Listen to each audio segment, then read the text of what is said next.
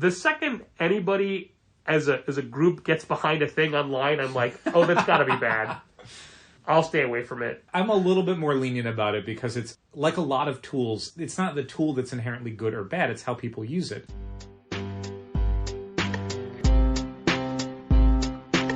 Come on and visit for any occasion. Don't keep patting down waiting. Comics and conversation. Keep the conversation moving along.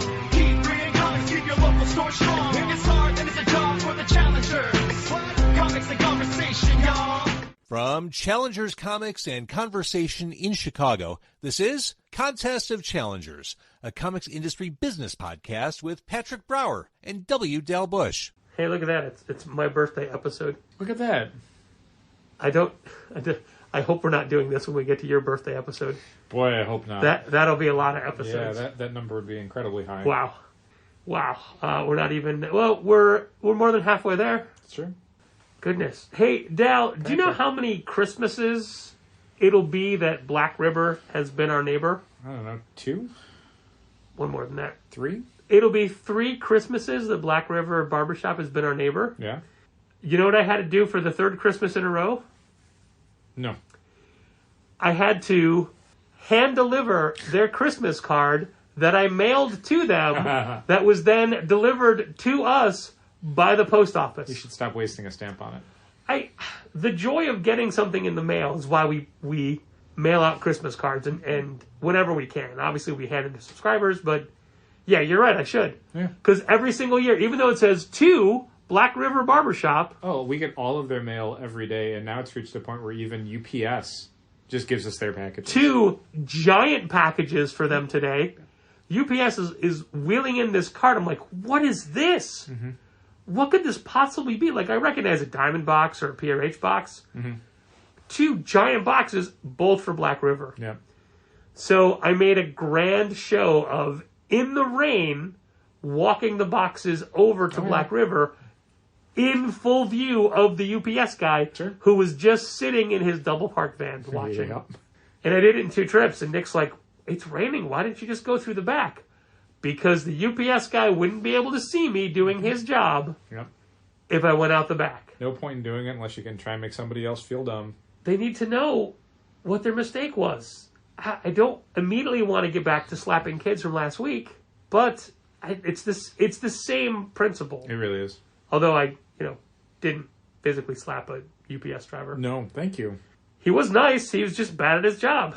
Just like the mail carriers, bad at their jobs. Yeah, and bad in the exact same way, which is what's funny about it.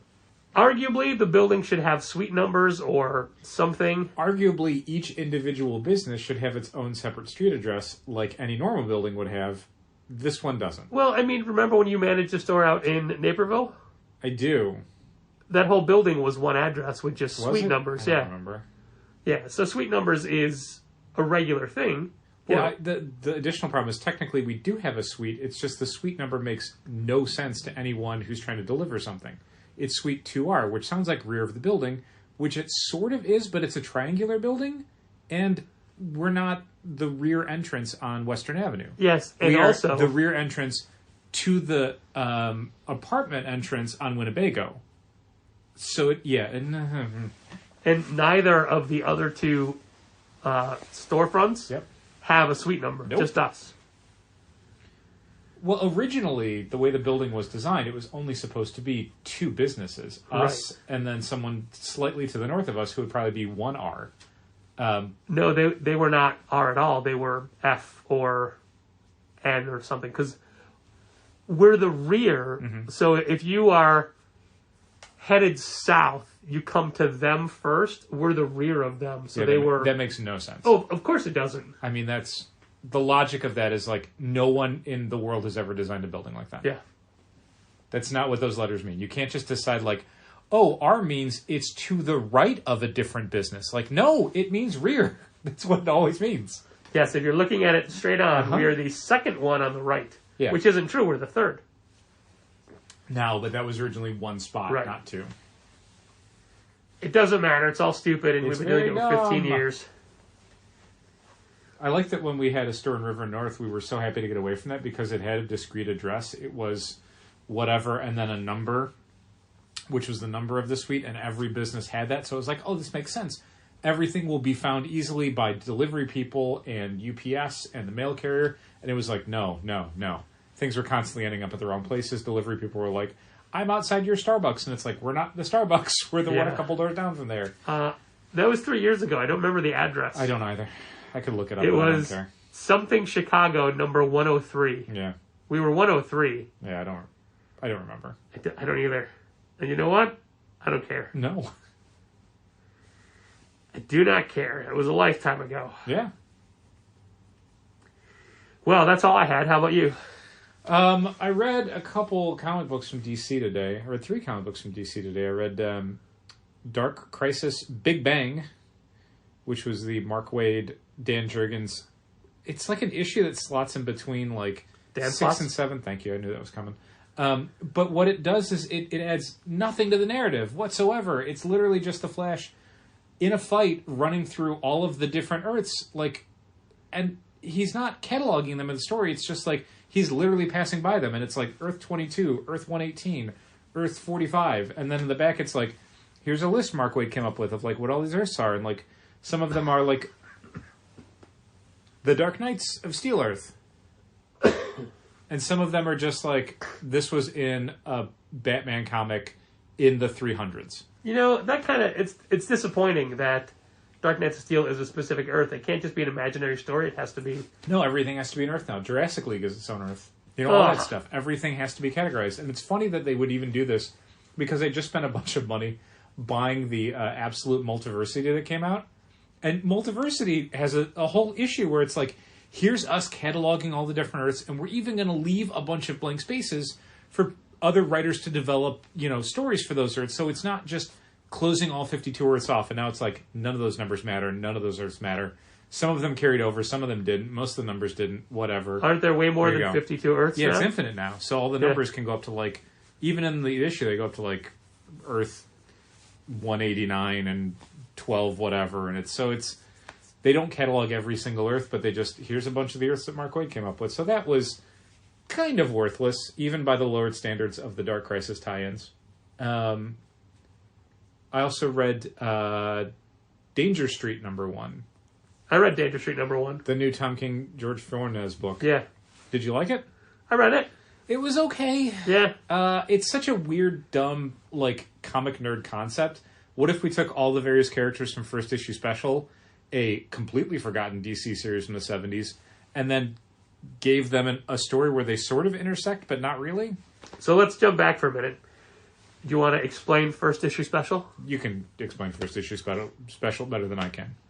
Well, I was going to explain Last Issue Special after you did First Issue Special. All right. First Issue Special, I was not alive when it was published, and I've never really read any of those, but my dim understanding of it is it was just an anthology title. Each issue was its own weird, like, a character would be in it, like Manhunter, or Lady Cop, or Atlas, or the Dingbats of Danger Street, or the Green Team, or on and on and on like that. If you want to put it through a Marvel lens, it's Marvel Premiere. Mm-hmm. Which, I mean, the gimmick for that was, here's a debut appearance of a brand new hero, and if they're successful, maybe we'll do more with them. If they're not, then you got an entire story. As far as Marvel Premiere goes, I don't know if I can remember. Did Killraven, was he a Marvel Premiere character? It seems like he probably would have been, but like Captain Marvel. Right? What? Didn't Captain Marvel debut in like issue 1 or whatever of that? I don't know. I thought, and I was leading to, I think... I'll look up. Our old address at River North, I'm not going to look up. But the Marvel biggest Premiere, one that I remember from Marvel Premiere that carried over, Scott Lang. Yeah, that's right. He did. Scott Lang, Ant-Man. Scott Lang's Ant-Man. The story where he steals the Ant-Man gear to rescue his daughter. Marvel Premiere. I also remember Alice Cooper was in an issue of Marvel Premiere, which counts because it was him premiering in the Marvel Universe. Ran for 61 issues. Yeah, I think Ant-Man was like 49 to 50. So no, Captain Marvel wasn't. I'm thinking of a different series. Adam Warlock, issue 1 and 2. Okay. It's weird because like these are not necessarily debuts. Like issues 3 through 14 are Doctor Strange. Okay. Doctor Strange had already been around for a while. Steve Ditko saw to that. Iron Fist, Hercules, Satana, Legion of Monsters, Liberty Legion, Wood God, Monarch, Star Killer, Solomon Kane, 3D Man, Weird World, Torpedo, Seeker 3000. I thought Iron Fist was in it, but I can't remember. Issue 43 was Paladin. Oh yeah, Paladin. I can see that cover in my head. Issue 56 was Dominic Fortune.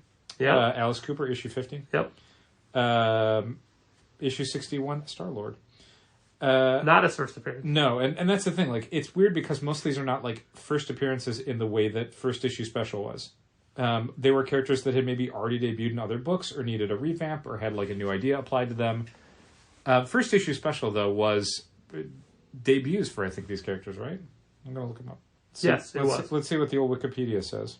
So while you're looking that up, there was also a companion book that DC made called Canceled Comic Cavalcade. Yes. Which was all these books that never got their last issues printed, but the last issues were made. Yeah.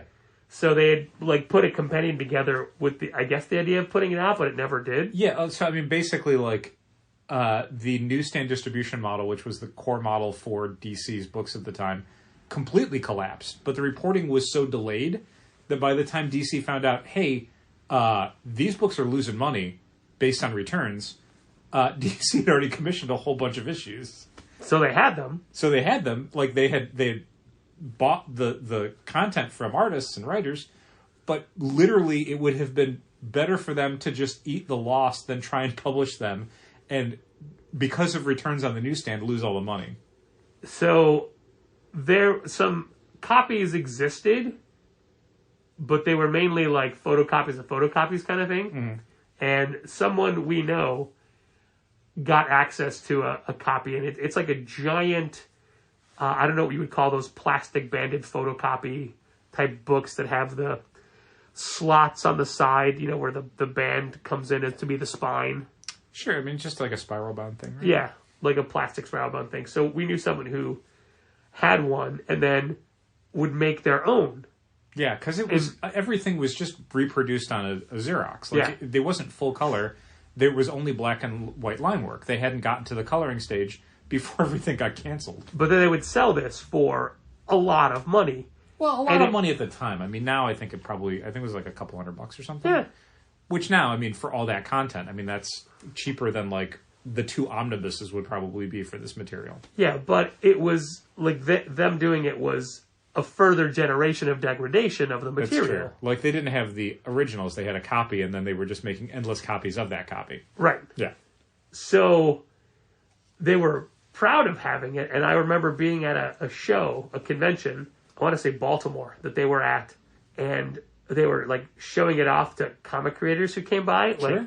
to like be like, "Hey, look what I got." Because nowadays, something like that would just be scanned and put up on someone's, Right. website But also, or on a forum. They didn't have the right to sell it. Oh no, I mean this was not. The fact that this was even compiled was just like a weird nerd thing at DC. It was never meant for publication, Right. or the general public. This person was like trying to impress people with having it. I mean, I think it's kind of. And I remember them specifically going to a creator, Jimmy Palmiotti, and saying, "Look what I got," and Jimmy just being like, "I don't care."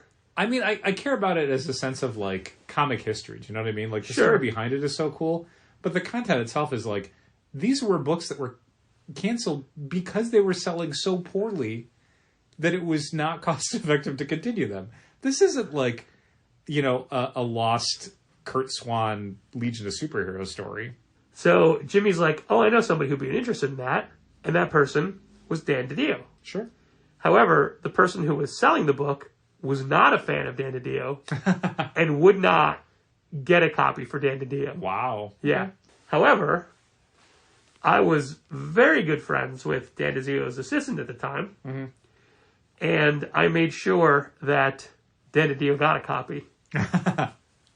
Secret. And then Secret copy. I was vegetarian back then, and Dan DiDio sent me a giant box of vegetarian treats as a thank you. Oh, neat. Which I wasn't looking for a thank you, but... No, but, I mean, that was a nice gesture. So getting back to it, first issue special, the concept was each issue was like a debut for these characters, and first issue special didn't succeed. I think it ran, according to Wikipedia, like 13 issues.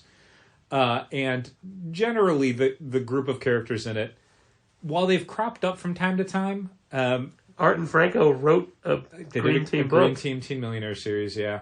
These are characters that, like, the highest level they've ever achieved is, like, C-listers.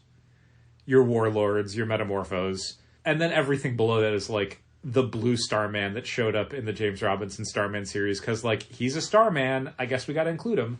And then characters like Lady Cop and Atlas that no one has ever wanted to do anything with. Right. So Danger Street is, yeah, this weird compilation of all, like, I went down the list on Wikipedia and it's like every single one of those characters shows up in the first issue. Yep. Every single one from the 13 issues. Even if it's just for a little bit in the background, every single one of them is in there in some weird way. And it's a very Tom King sort of thing where here's all this stuff happening. There is kind of an incident. And then you'll see how it eventually starts to involve every single character as the series goes on. It's not a home run of a first issue. It's really not. Mostly because you kind of have to come into it with a little bit of fondness for the idea of these C, D, and Z-list characters. Because they don't tell you who a bunch of them are or what the significance is. They're just characters. You jumped right to Z. Are you trying to imitate the number of variant covers for Gargoyles #1? Yeah, really? Or Action Comics 1050. They're so proud of that. DC put that in the back of a book, like, all 25 plus covers. Like, don't tell people that, you weirdos. For Gargoyles #1, there was, like, Z1, Z2, Z3, Yep. R1, R2. Letters. Yeah. Hilarious. I literally, God, I just heard this. Oh, I know what it was. Okay. I was going to say, I just heard someone last night talking about their love for Mike Grell's Warlord and how they'd love to do a Warlord series. And I'm like, who was it? I can't remember. And I remember hearing it, not reading it. It was Paul Cornell on the new episode of Word Balloon. Oh, okay. Cool. Yeah, this is a real sticking point, I think, for a lot of DC fans, in that Tom King is a guy that clearly has a fondness for a lot of the weirder corners of the DC universe, but he kind of has that Bendis thing of, like, he'll include them, but then he'll just write them however he wants. And you're like, then what is the point of this? What is the point of doing a story like this if, you know, Space Boy Starman is going to talk just like Lady Cop, who talks just like Warlord, who talks just like, and on like that, where it's like, the things that are interesting about these characters are their differences, and you've smoothed them all out where almost anyone could have been in, like, one of the main sequences of the book. It's got 3 heroes in it, and it's like, you literally could have put any 3 heroes in this. This might as well be Blue Beetle and Booster Gold. And Rocket Red. Sure. I remember you having the same kind of criticism over Supergirl One of Tomorrow. It's a big problem with it. He's just writing True Grit. By the end of it, that's it. People love that book so much. It's on all these year-end best of lists. I still think it's got a lot of merit to it. Absolutely. But it's a thing where it takes about 3 or 4 issues before you finally get tired of disliking how off-model the character is. And just kind of give yourself over to the story he's telling. But it took 3 or 4 issues, because the first couple you're like, why? You could have done this with any other character. Like, this doesn't need to be a Supergirl story. Do you know what I mean? Like, I don't. I think it's a pretty definitive Supergirl story. I think it's got interesting things it says about the character, but the main things that make it interesting are the narrator and that character's journey. And there's an issue near the end where they kind of lean into the idea of, like, let's really explore what Supergirl means to other people. But it's like, I don't know if I saw a lot of that in the series beyond what this character was kind of imbuing Supergirl with from a distance. I always thought the best Hellblazer stories were ones that weren't about him. Sure. That just a thing happens and he stumbles into it in some way. But also, when Garth Ennis would do the deep dive into his personal history, those stories are great too. Mm-hmm. So it can be both, I guess.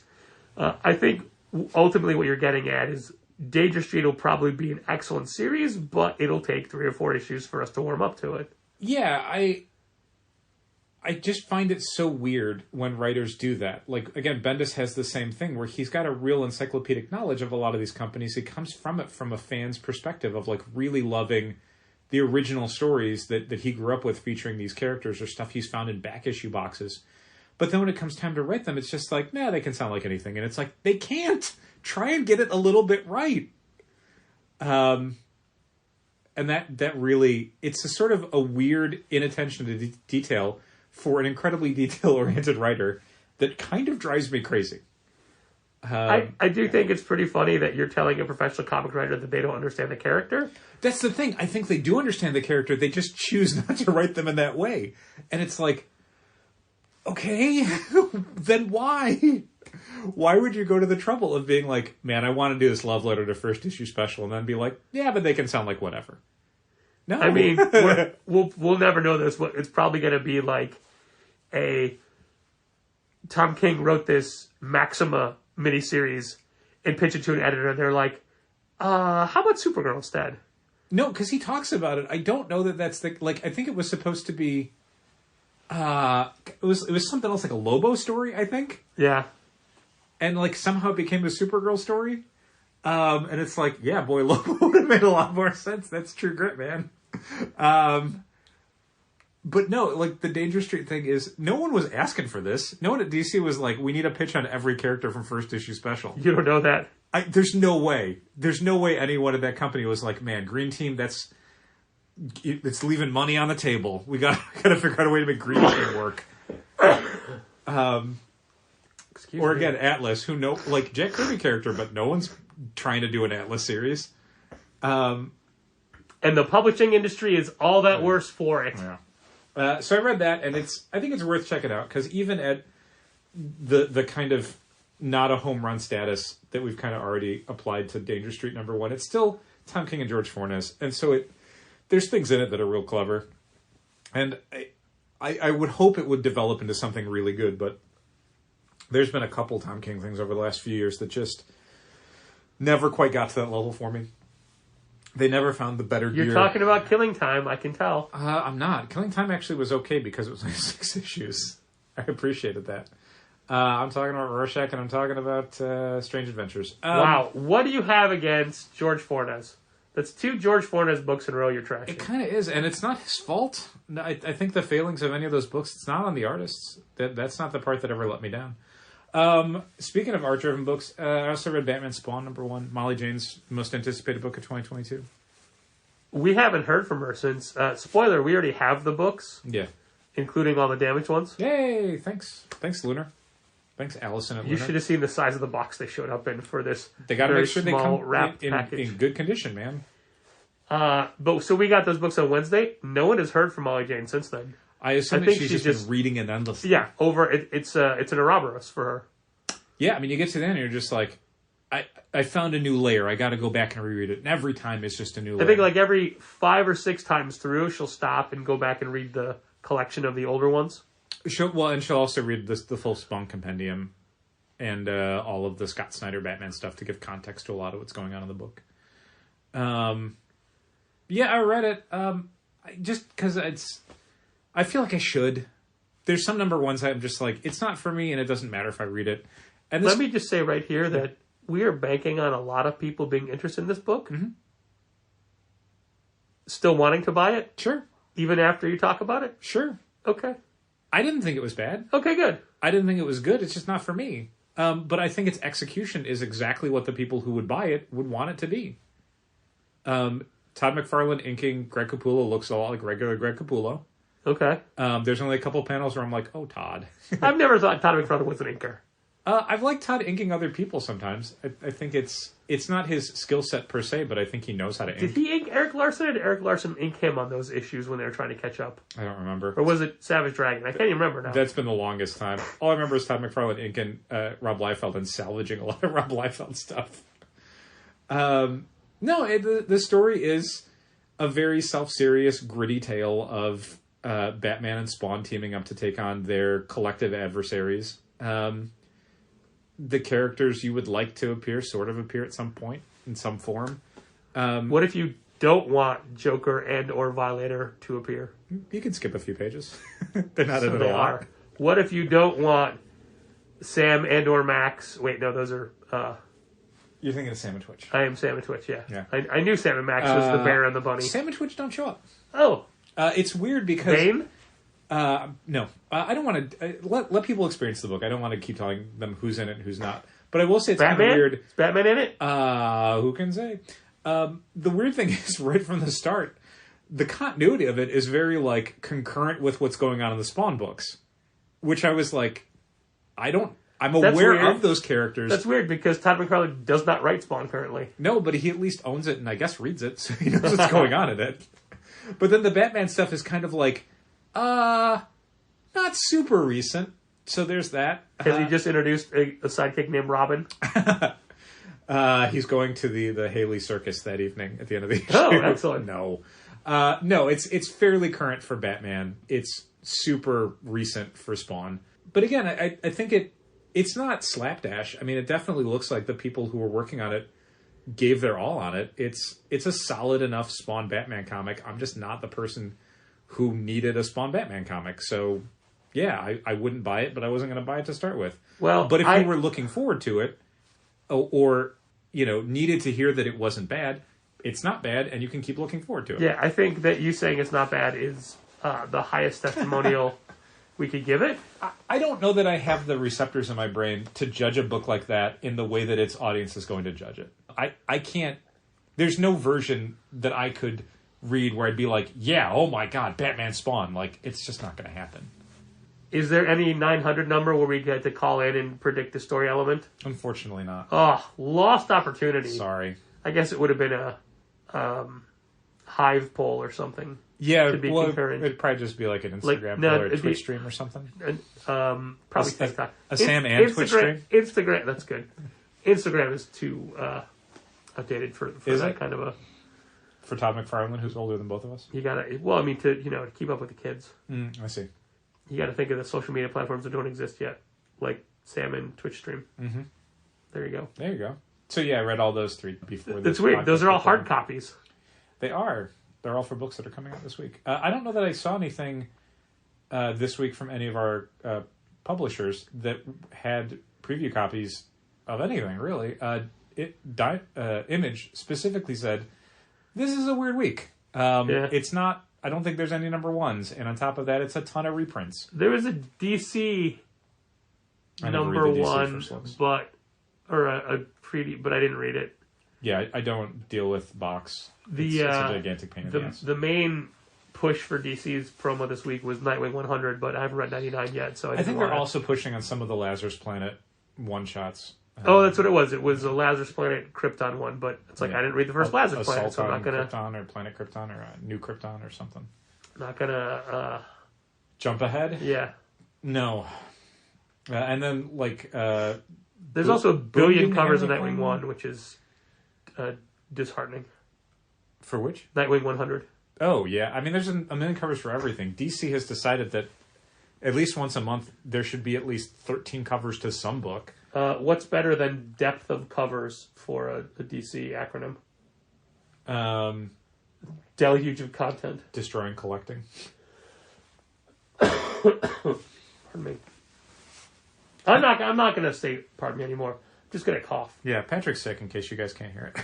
Second cold in this fall after not having been having a cold for literal years. Yeah. The first one weakened you, and the second one was like taking advantage of it. I think so. And every time, something happens where one of my ears has some pressurization, I'm like, you leave them alone. I need my hearing. They went through enough earlier this fall. Yep. What a time! It's so I was looking up. This has nothing to do with comics. Okay. Except comics make you ill. The how the diseases are so. The infections or what you want to call it, but they're so rampant this year when everybody expected to be last year. Yeah, and it wasn't. But it's like this year, no, they're real bad. Yeah, I think last year the suspicion was, well, no one got sick in 2020 because everyone was locked down and wearing masks. But in 2021, they weren't wearing masks, so everyone's going to get double sick. That didn't happen, and then this year it's like, oh, well, the problem now is. The viruses have mutated and no one's gotten their vaccinations updated. So 3 things are going to hit you at once if you haven't been vaccinated. I mean, I got my flu shot, but yeah, okay, great. I'm not getting the flu. Yeah, I'm just getting a cold. I did my flu shot and my recent COVID booster about a month ago. So I've had 5 COVID shots altogether. Yeah, I've only had 4. My card's all filled up. I have 2 cards. You have to. And an app. They're in an app. Yeah, I haven't checked my app. I assume it's updated. Well, it's weird because the first ones aren't on my app, just on my boosters for some reason. Did you have to go in and update the app yourself with the No. information? Oh, okay. It was automatically done through Walgreens. It's pretty cool. We talked about the prevalence of social media. No, we didn't. We didn't really. No. Sorry. Sandman Twitch stream. I'm ill. I can't get my segues right. But we did talk about social media. Anyway, one of the newest trends on social media platforms right now, which is It doesn't have my new one at all. which is one that I hated from the start, is everybody playing with the AI bots. Oh, yeah, chatbots. I've been talking with that a lot with people in different fandoms, and it's interesting the level of responses people are having to it. And basically, the artistic community is, hey, don't do it because these programs mine existing artwork Yeah, and that's the part I steal don't it. like about it. Like, the Yeah. training on it is very... Like, when you go to art school, or if you're training to be an artist anyway, you'll look at other art. So, to an extent, there's always learning from the past, of studying other styles to develop your own, or to see what things work or don't work, deconstructing it visually, or through an instructor who's telling you, like, here's why this looks the way it looks, and here's how you can use those tools in your own art. The problem with a lot of the AI stuff is that not only is it feeding all that stuff in, and it's always kind of unapproved. Like, if you take an art class, the artists who you're being taught, they didn't get to say whether or not their stuff could be used in an art class. Like, that's just going to happen. The problem with the AI stuff is that the end result is basically just more of that thing, as opposed to you as a student understanding why things work the way You're they not work and bringing your translating own it and style to it. interpreting it. Yeah. You are literally taking it. Yeah, you're just... The machine is just no different than you learning to draw exactly like Jim Lee and then drawing like Jim Lee your entire career. Like, that would be tacky for an artist. It's kind of tacky for a program as well. But at the same time, like, there's levels of how those machines are used and what they're being used for. I don't know if it's as open and shut as just, like, new technology bad. Like, it has bad parts, but it's not... I think there's other things. Yeah. What do you mean you think there's other things? I think there's elements where it could be used to help people express themselves. I don't think it necessarily has to be, I'm going to spit out something that looks just like this artist I like, drawing a thing they've never drawn before or whatever. I think there's ways of, like all technology, like you can make art in the weirdest ways with the weirdest tools. So I don't think AI-driven stuff is necessarily disqualifying because of how it's created, but it's, you know, what you use it for. And if you're using it to rip off someone's style and sell it to the public, that's bad. If you're someone who's just like, I want to try and create something that I don't usually have the skills to, it's no different on that level than using Photoshop or something else. Is it a cheat? Like, yeah, but so are a lot of the tools that you're using on a computer. If you hire Mike Zeck to do a cover recreation of a cover he did, that's fine. Yeah.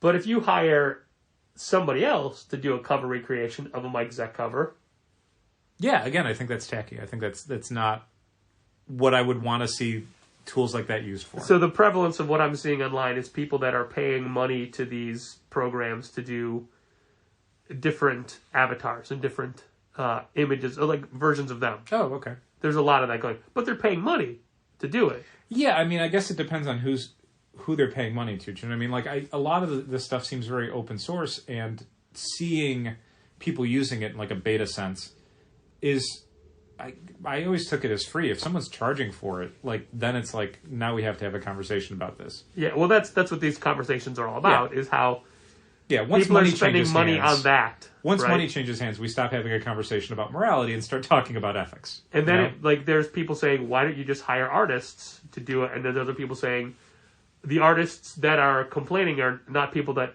put out work of this quality or blah, blah, blah, blah, blah. And the second anybody as a group gets behind a thing online, I'm like, oh, that's got to be bad. I'll stay away from it. Yeah, But- I'm a little bit more lenient about it because I think it's like a lot of tools. It's not the tool that's inherently good or bad. It's how people use it. And you can use any artistic tool in a way where it's like, that's super tacky and gross, or you can use it in a way where it's like, oh, that's creating something that people haven't seen before. A year or so ago, there was an app that would take your photo and basically make it into a Drew Struzan-esque painting. Okay. They never used his name, but that's Sure. the art style that it reminded me most of. Sure. For people who don't know Drew Struzan, he's the guy that's done a lot of the Star Wars posters. Indiana Jones. Indiana Jones. He did Star Wars too. He might have, but Indiana Jones, I think, is his one of his claims to But fame. that style. And it was free, but it wasn't free because you had to... What you were doing and not knowing it is you were letting Russian bots have access to your Facebook profiles. Oh, God. As a way to Sure. gather, data mine. As always, if you're using a piece of software and you're not paying for it, you are the product. You are definitely paying for it. You just don't know how you are. So it's always things like that. But there's people arguing for, let people do this. The art is good, or people against, like, it's stealing from artists. And I've always just hired artists. Sure, and I wouldn't begrudge anyone having strong feelings about it, but I think it's definitely still at an early enough stage where it's worth having a discussion about it and trying to keep an open mind.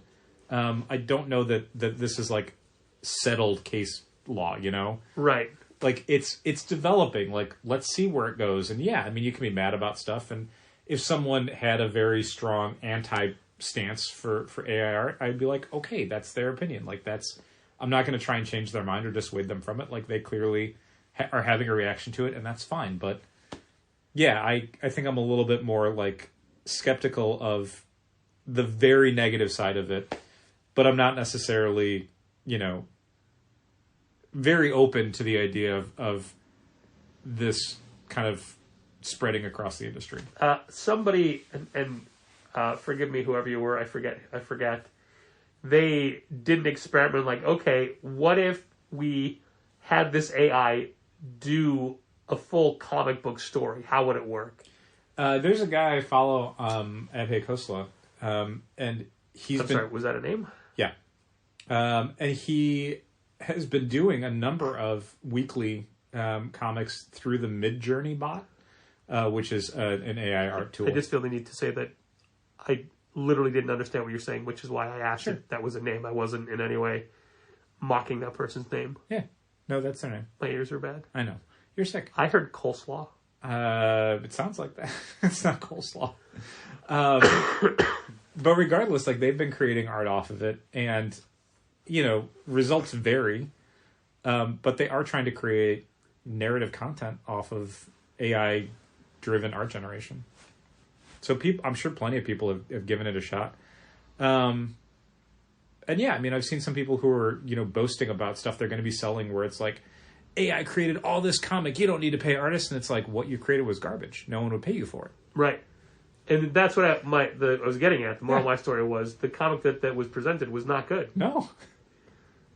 And even if the writing was good, the comic isn't. And David Harper pointed to I guess Scotty Young had a pretty good rundown of what he thought about AI art. And it's funny because it, to me, reminded me of us saying, we're not afraid of digital comics. No. He's like, I'm not afraid of digital art. I don't just draw pictures, I tell stories. Yeah, what a lot of AI art is you feeding a computer what you want it to draw. And if you can't think of anything cool to draw or a way to take that drawing and turn it into a story, it doesn't matter how good the tool is. It's not going to create... You cannot type in to an AI art thing or a chat bot, make a masterpiece. Like, it doesn't know what to do with that. You are going to have to be very specific about what that masterpiece is. And most people don't have that in them. They just don't. Like, the thing with some of this AI stuff is, at a certain level, it's kind of like some of the tools that artists have been using for a while, like tablets, like SketchUp, like the way that people will take Google... A cityscape. Yeah, and... a city on Google, and then drop it in under their art, and then draw over it to get buildings done quickly, and a cityscape that looks like a city. And it's like, is that stuff ineligible to be art because a computer has helped with it? Was it Tom Rainey who was doing Teen Titans with Jeff Johns? Back when Jeff Johns took over Teen Titans? Mike McCone. Mike McCone, okay. This crazy double-page cityscape spread he did in like issue 1 or 2. Okay, I don't remember that one. And him talking about how it took him hours to get the perspective of all the buildings right, and it's a thing you just flip by because nothing really like. No, because Yeah. I mean, it's cool that he did all the like depth of it, but it's not. You're watching the characters, you know. And some people are great at that. Like we've seen plenty of Daniel Warren Johnson pieces where, you know, Batman's tiny, but the buildings are massive, and it's like, God damn, this is like the coolest Batman drawing that Batman's barely in. But for a lot of artists, especially ones who work digitally, it's very easy for them to, you know, if you're doing a single page and Spider-Man's swinging through a city, you find an aerial shot of New York, you drop it in underneath, you trace some of the lines, and then you draw a Spider-Man, and like, here you go. Like, we're done with that panel. Chris Schweizer is always a guy I reference in regards to building an entire environment in Sure. his panels. That if you're setting a scene in a bar, Dave Simon Gerhardt were doing it 20 years ago. he draws every bottle on every shelf. There'll be different levels of liquor in each one. There'll be spills on the bar. There'll be knocked over cans or crushed cans. There'll be bowls of peanuts. Like he'll really full a scene. And I would say that 95% of the people will just read the dialogue and go to the next panel. Yeah, some of that is always just going to be like, do you want to be efficient or do you want to draw something that makes you happy? Yeah. And so Yeah. for a lot of those artists, it's not that they're doing it because, like, they feel like it's necessarily, like, you know, what people are going to just be drawn into. Like, man, I got to stop reading this, you know, Sidekicks of Trigger Keaton story to really look at what's going on. Like, what is he doing with the shadows on this coffee table or whatever? Like, it's just, one, that's his level of professionalism. Two, it helps sell the reality of the story. And three, he might just like drawing it. And that's cool. Even this, it's an art world job. Like, it should have some level of personality to it. You should feel like it's more than just someone cashing a paycheck or, you know, trying to do the bare minimum for a deadline. That's all I do is the bare minimum for a deadline. Especially when you're sick. The deadline being 5 o'clock. Yes. That's it. And getting out immediately at that point. Yeah.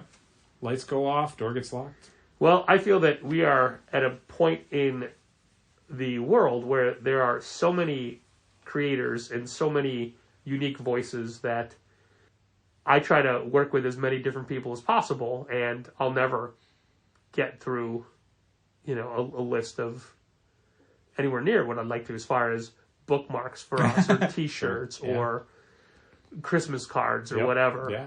And we've got a bookmark that's already printed that it's slowly getting out Yeah. by Cardinal Cusack, which is adorable. Yeah, it's great. And the front side, the back side is Giorgio Brooks.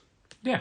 Giorgio Brooks has done a lot of work for the Challengers organization in the last year. Yeah, great stuff. We've got Greg Titus, who did the Christmas card. Mm-hmm.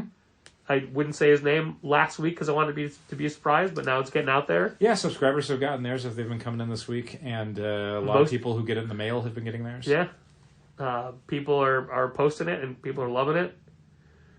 And more people are talking about the comic book starter kit, too, which I'm That's neat. especially proud of. You should be. It was your idea. Yeah, Greg nailed it. He also put up an amazing testimonial about the store on his Instagram today.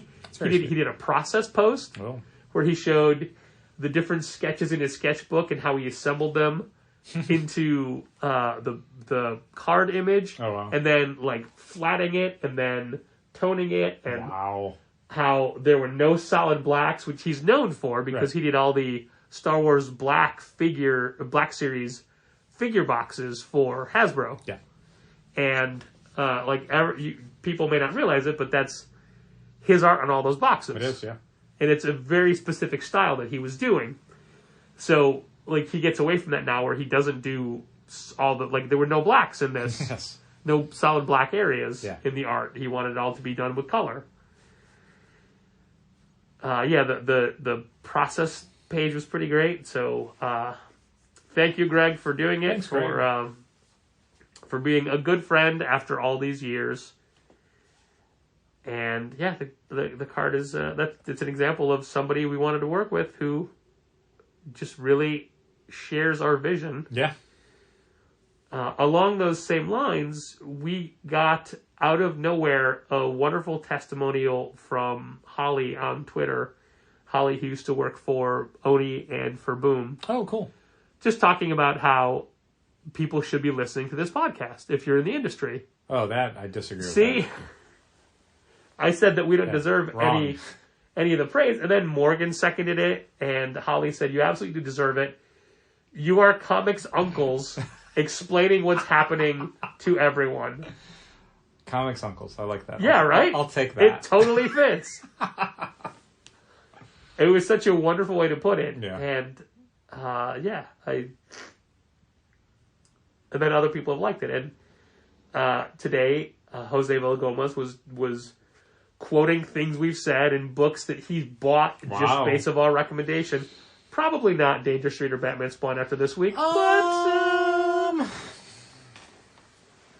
hopefully everybody buys Where Monsters Lie because that's so good. Yeah. I was talking that up again today as well. Yeah. Yeah, I think WrestleBoy Kyle Starks is on a bit of a hot streak. Down, sorry, Hot Streak was the second Winery Dogs album from 7 years ago. The new one is called 3, and the new single, Xanadu, dropped today, but the album isn't out until February. This isn't your Christmas gift, but I want you to know that I would sing a little bit of Hot Streak, but we would then be demonetized. Yeah, that's fair. And I can't do it, but just know that I could. I always knew you could. I could do a little bit. I never doubted you. But no, so... There's a great line in Xanadu. I can't remember it. In rhyming with Xanadu, and the line is, I think I've gotten soft. I live in Malibu. And that made me laugh. Yeah, it's a good line. And there's only 10 songs on the new album, but it's still 51 minutes. Mm-hmm. There's one song that's rated E explicit. It's this one. There's one F-bomb in it. Oh, no. I'll still play it in the store. Sure. We played Ready for Death in the store today, okay? Just one F-bomb. It's fine. It's not so bad. Getting back to WrestleBoy Kyle Starks. Where Monsters Lie we talked about was really good. I've recently recommended, just this week alone, I Hate This Place to people. His Thanos story with Ron Lim in Thanos Death Notes is a lot of fun. It's just Thanos getting into a bar fight. I think he's really finding a lot of fun ways to tell his type of stories. And the Thanos thing I want to bring up specifically because when you read some of Kyle Stark's stuff, you kind of have a sense of his sensibility, if you will, like what makes him laugh or what he thinks is the way into a story. And sometimes there's a irreverent humor to it, And my fear in seeing his name in the credits for a Thanos story was like, I don't want Thanos to sound like he's from like Rick and Morty or like, he's going to make some quip or something.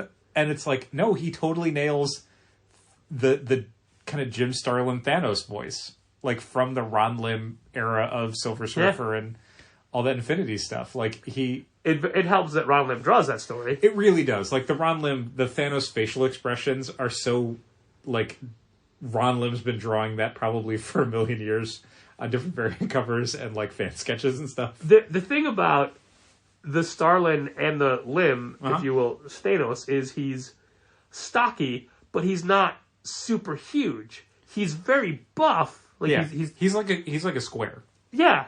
He's not very tall, but lately he's become because they've drawn him lankier or like stretched him out because that's the MCU version, right?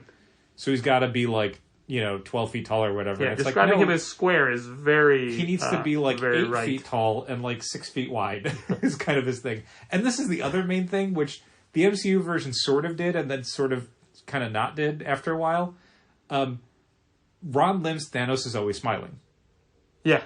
He always has this like shit-eating grin, basically. Like he's smarter than you and he's going to destroy you and you're all dead already and you don't know it. And he's just champing at the bit to do it. Yeah, exactly. So like the Kyle Stark's Ron Lim Thanos story, I think really hits those beats and creates something that is true to the Thanos character, but also like more fun than you think it's going to be because it's just Thanos in a bar fight. I dug it. I think Starks has been doing some really good stuff, and I was never not excited to read his stuff, but I think he's proving to be the sort of writer where I don't necessarily have to push his stuff that hard anymore. Well, I was pushing 6 Sidekicks of Trevor Keaton in the store today. Which is real good. And, of course, we referenced it just a little while ago on this podcast. 6 Sidekicks of Trigger Keaton, if you're looking for it on the shelves. Put more ease in it than you think it should have. Especially in looking at how the name of that book came about and getting to see all the text messages between Kyle Starks and Chris Schweizer from Chris Schweizer's Patreon is glorious. I'm sure. Just glorious. Especially knowing those two people as we do. Yeah. It's wonderful. And I've got some mail to open from Kyle Starks. You do? That's true. I do. Yeah. It's going to be Bruce Leroy and Show Enough. Yeah, there you go. I need to figure out where to put those. I need a Kyle Starks sticker section because I'm in his Patreon, in his sticker club. Nice. I need to start stickering things because they're so good. Good idea. Well, thank you to everyone for the praise for this podcast. And when there's not like huge industry news to talk about, I feel like sometimes, not that we're letting people down, but we really don't necessarily have a clear goal of what to... It's a bit more amorphous than we'd like. Yeah. We like to come in with a sense of like, this is what this episode's about, and then there's other stuff in it. But sometimes it's just like, we don't have topics. And I feel like that's going to happen more often in December. Yeah, that's definitely the way it's going to be. With the holidays, things aren't necessarily going to get announced, or catalogs, because they're for things in like February and March, are going to be a little light. And did you know Dr. Strange is coming back? I did, yeah. Jed McKay and Pascal Ferry with a new costume designed by cover artist Alex Ross. I didn't know that part. Okay, yeah.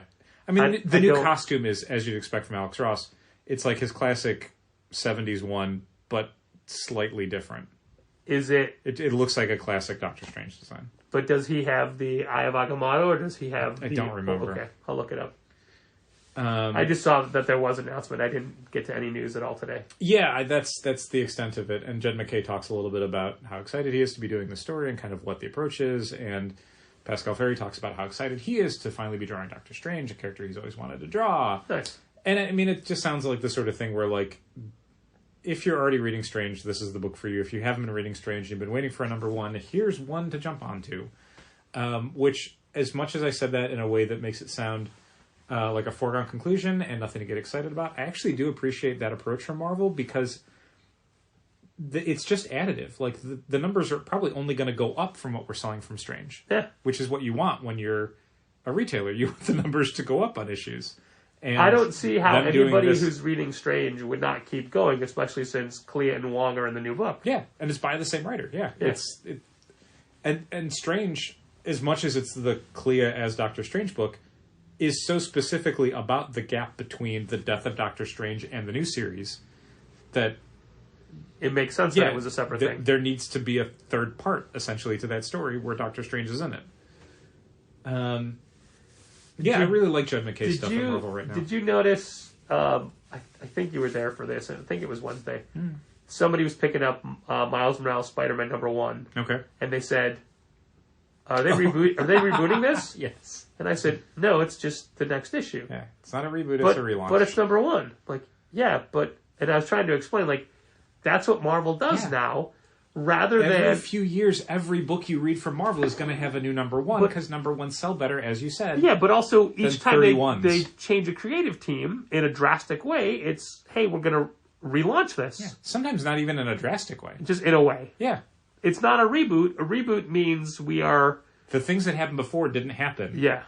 It all happened. There's a legacy number on it, which, of course, includes all of the Ultimate issues featuring Ultimate Peter Parker. Yeah. Which don't have any bearing whatsoever. Yeah, definitely not. Because I'm like, this is Ultimate Miles Morales 238? Nope. What? How does that work? Nope. He hasn't been around that long. Yeah, no, it's not a reboot. It's a relaunch. Yeah. It's a new #1. That's all. That's all it is. And that is the way that publishing is now. And well, specifically at Marvel. I mean, other publishers deal with it differently, but Marvel... Superman #1. Yeah, has been very on the record as they find the best success is through... Can't believe Batman's at 125, you know? Giving new creative teams brand new #1s. Or 130, technically, or whatever it is. Yeah, for me, I don't like to see new #1s any earlier than once every 4 years for a superhero book. Sure. I feel like doing them more often than that that's when you start to lose readers. That's when people start jumping off because the collection's stopping. Like, but every 4 years, I think it's time for a palette cleanse. That's a good time to let a writer wrap up their arcs, bring a new writer on with a new perspective, bring a new art team on that wants to try different designs.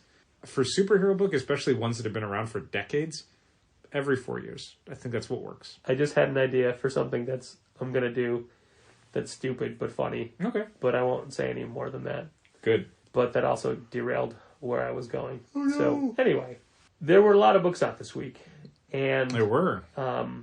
Oftentimes, we'll talk about books that we've read, that we're excited for, that are coming up, but we never really go deep into the books that are on our pulls list, the books that we're buying. Sure. So rather than us do that right now, we're going to hand this off to Thursday's own Stella Cheeks to go over her pulls list. Her gigantic pulls list. From this week. We haven't done this for a while, and I'm muffled, and she is not. Let's check in with Stella. How's it going, Stella? It's going pretty good. I'm here on a Friday. On a Friday, Whimsical, yes. Snowy, sleety Friday. Right? Long-time listeners may remember you were a guest back... This is episode, 615 or something? You were a guest back in episode 104. How do you remember that? I remember the important ones. Oh, okay. Thank you. I also remember that I did a supercut of your laughter throughout the whole recording. Look, I have my mother's laugh. You deliberately stifled that laugh as you did it because of now that. I'm embarrassed. No, don't be. I did it because it was good. I mean, I didn't put it in the podcast. I just sent it to you. Yeah. Anyway, so you've been a part of this podcast for a while, and you were a part of Challengers previously. Yes. And then you went away, and then we lured you back, and you've been back for almost a year now. I know, isn't that crazy? Yeah. So much so that I forgot you weren't here last Christmas, and when it was time to hang up the stockings, you didn't have one. But I had this very glittery one. Yeah, which, picked out specifically for you. I felt it. I could not find the press-on letters, so I had to cut those out by hand. Oh, so mine has got extra love on it. Yeah, see, everybody else is just pulled off of a thing and stuck down. I did not notice that. I never, ever would have noticed that. In fact, I don't know if you noticed, but yours wasn't up right away because I had the stocking, but I couldn't. I'm like, I got to go buy letters. And I couldn't find the letters anywhere. And I had a whole stack of extra letters. Just the wrong letters. No, I threw them all away when I moved. I'm like, why am I keeping these? So it's always the things that you donate or throw away that you need. So then I went to multiple craft stores looking for the letters, couldn't find them, had to buy a roll of black felt and some fabric glue, and it looks, because of the way the fold is in the scarf, the T looks misshapen. It's not. If it was pressed flat, you would see it's the same. You didn't have to point out what no, you think is a mistake. I think it looks good.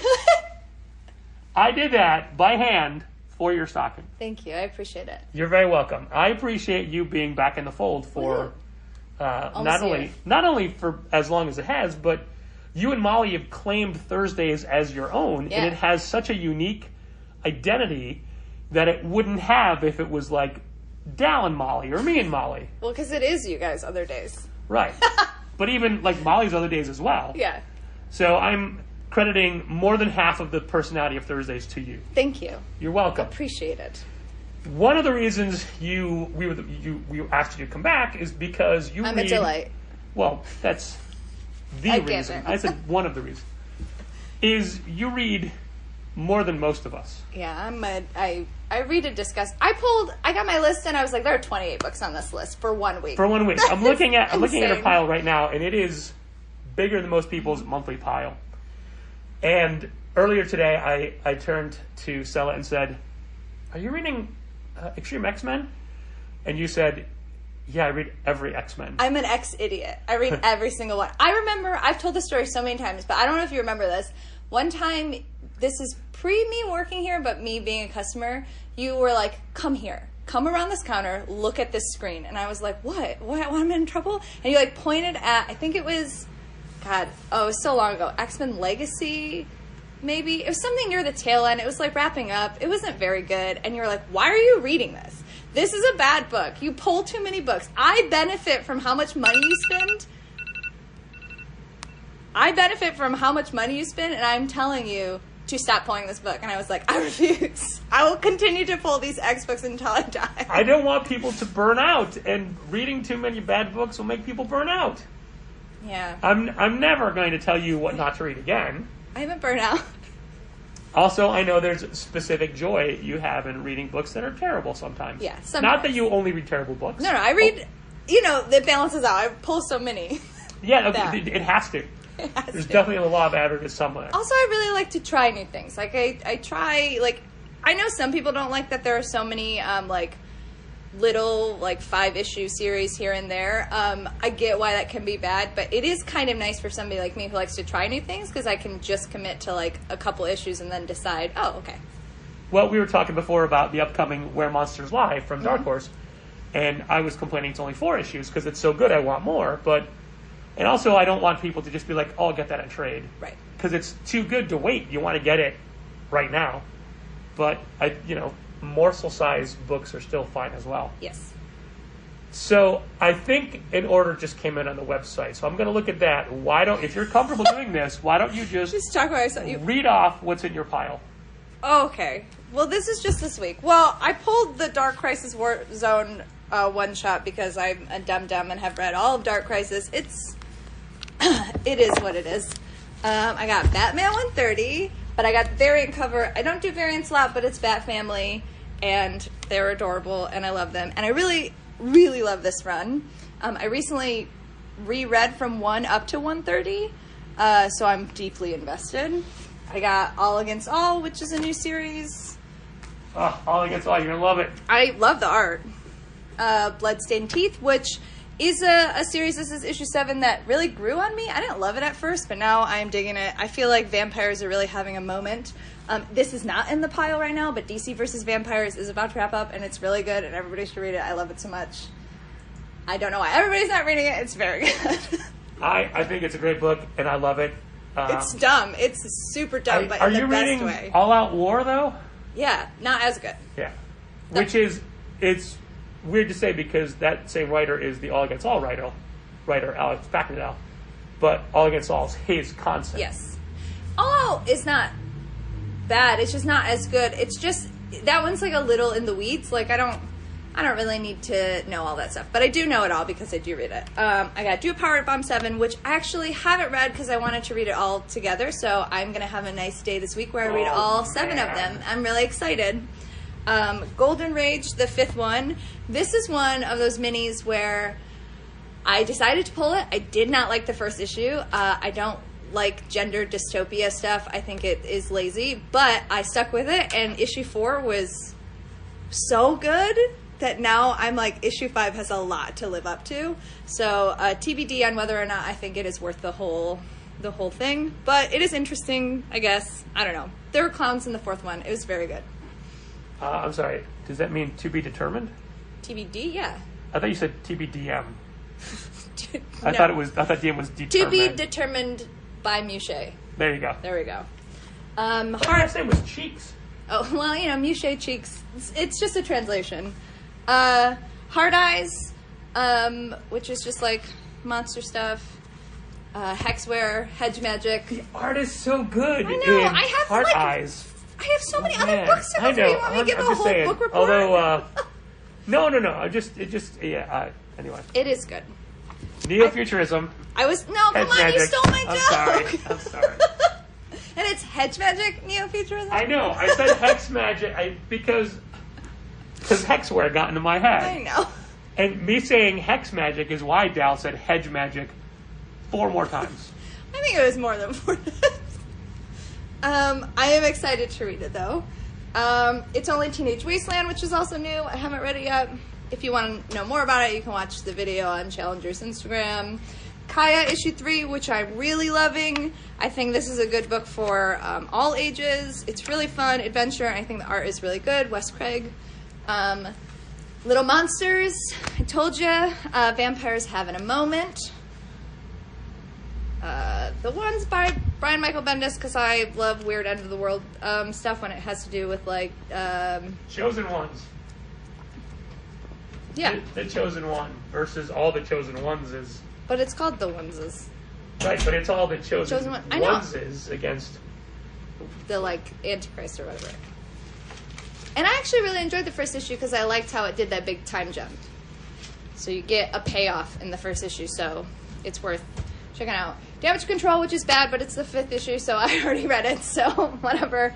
Daredevil, also by Chip Zdarsky, which I love his Daredevil run, and I also love the covers. This Elektra cover is so good. I want to cosplay this Elektra costume so bad. It's so good.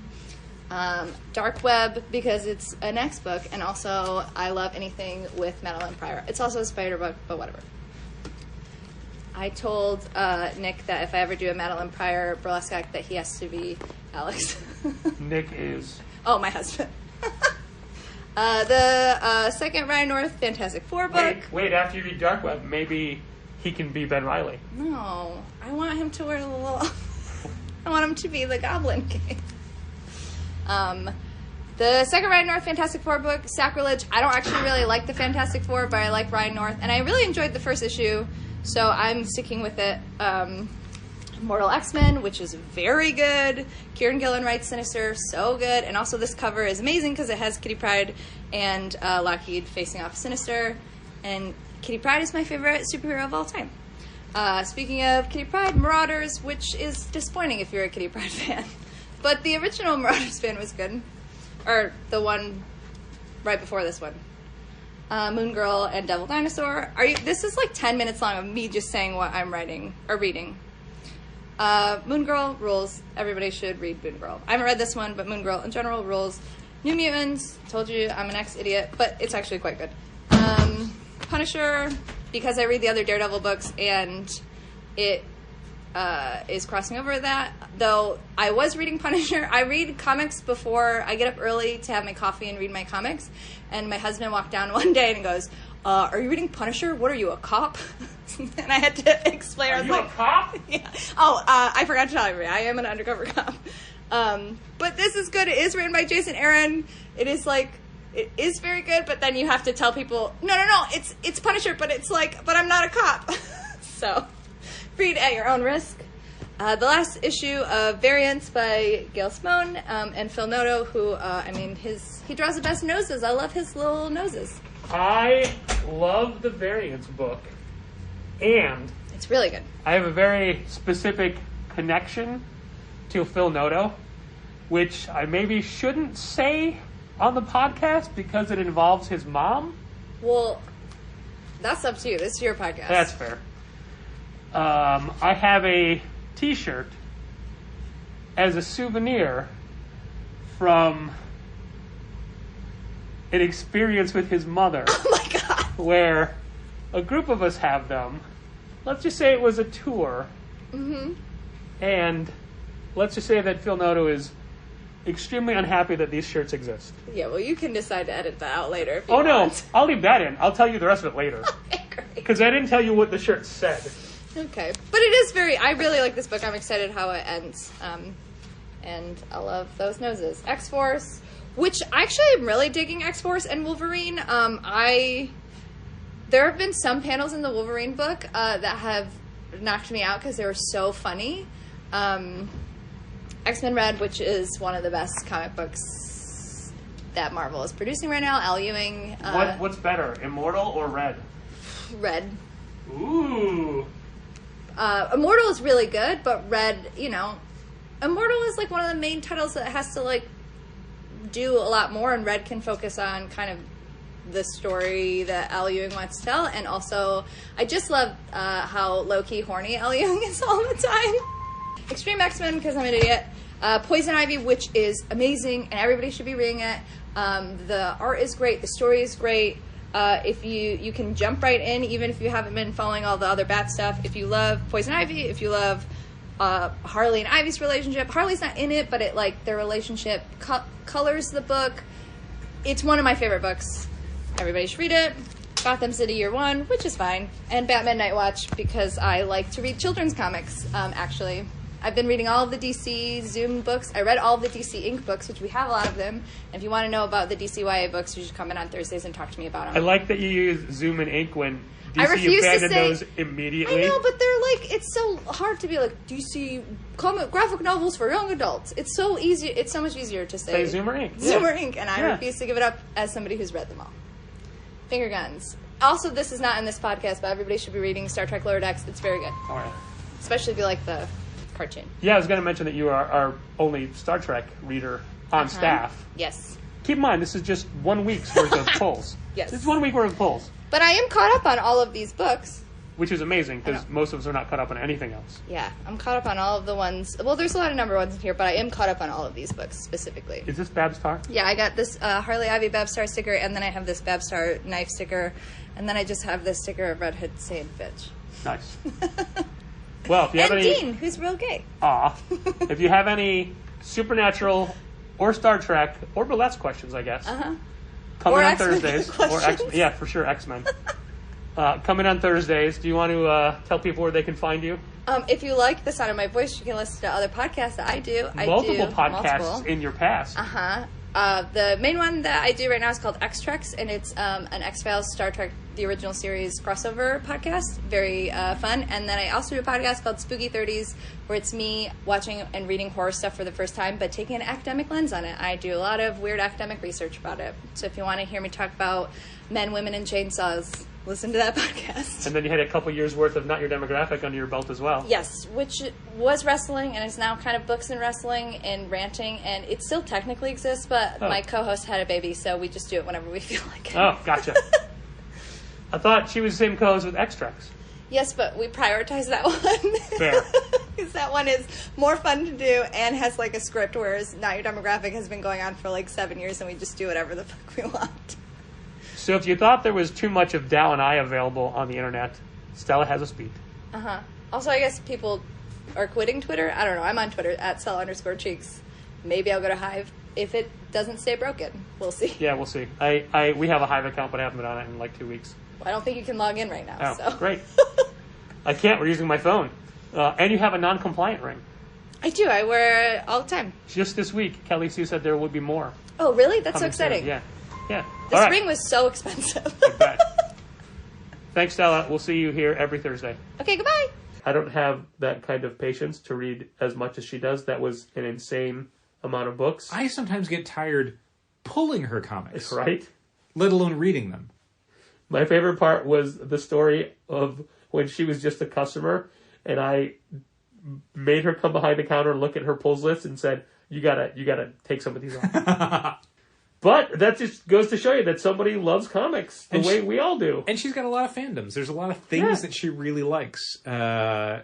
Stella's an interesting employee because she's a little hard to pin down sometimes as far as what she's going to get excited about. Like, we know the specific categories of things that she's maybe more well known for being a fan of, your Star Treks, your Batmans, what have you. But there's X books. your X books. But Your then there's other things where it's like, oh, I didn't expect her to be super excited about that, or I didn't expect that to be a book that she would sign up for in advance, or follow this far into the series or whatever. That just goes to show you how comics are great on every level for really so are many great. different things. And we're happy to still be selling them at this point. And, I am, and absolutely, championing them and doing all that. And next week is our Christmas episode, only because the week after that, it'll go out on Christmas. So no one's going to be listening to it Christmas Eve, Christmas Day. yeah, so geez. I'm not saying we're doing anything Christmassy. I'm just saying good. that'll be the oh my episode God, that we I record thought that's for what you Christmas. meant. I was like, I am not prepared for... Yeah, you're going to wear a Santa hat during the whole recording. And people will be able to hear that you're wearing it. Will I have like a ball in the end? And it'll juggle No, when I just move in around? how uncomfortable you are. Sure. Yeah. Although, to be fair, they wouldn't know if that was I can't tell. Is that uncomfortable because he's got a Santa hat on or because Patrick has his hand on his shoulder? There's a lot of ways I could be made uncomfortable. for real. There's a very long list. Well, maybe we'll find out more of those next week. Thanks for listening. Keep reading comics. This has been Contest of Challengers. Thanks for listening. Keep reading comics. Challengers is located at 1845 Northwestern Avenue in the Bucktown neighborhood of Chicago. 773-278-0155. Keep up to date with new releases and events at challengerscomics.com. Like Challengers Comics on Facebook, follow @Challengers on Twitter, and help fund this podcast at patreon.com/challengers.